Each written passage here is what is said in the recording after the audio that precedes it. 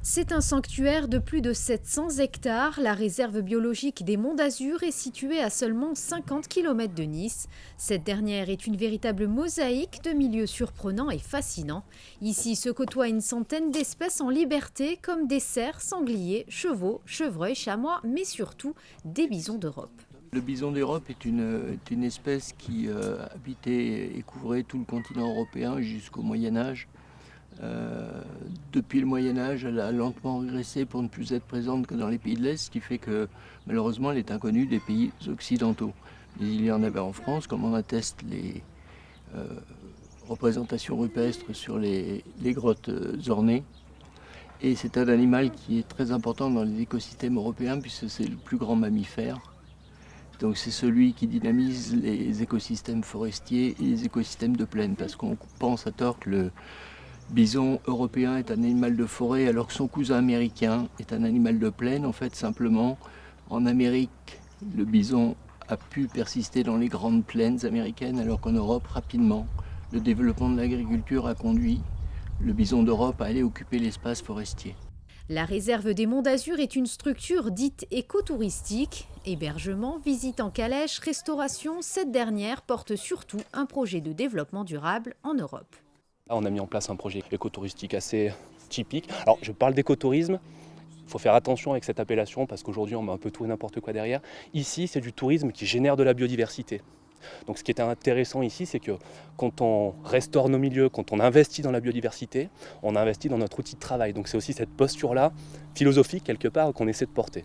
Donc c'est plus qu'un projet touristique, c'est aussi une nouvelle manière de faire de l'économie dans des territoires ruraux. On essaie de faire évoluer l'image de l'animal sauvage dans l'inconscient collectif. Je dois dire que c'est une grosse source de satisfaction pour nous de voir que les gens sont très réceptifs au projet.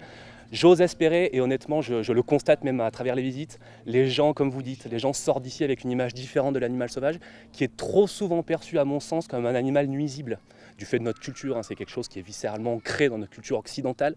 Et je pense qu'en sortant d'ici, l'image qu'ils se font de l'animal sauvage a changé dans le sens où on essaie de leur montrer l'importance décisive de l'animal sauvage pour l'entretien des milieux, pour le développement de la biodiversité et donc pour le bon fonctionnement des sociétés humaines. Dédiée à la protection de l'environnement et au développement durable, la Fondation Prince Albert II s'est intéressée de plus près à cette réserve.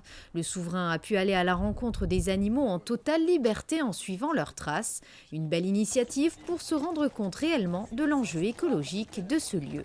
Les enjeux, c'est surtout de la découverte.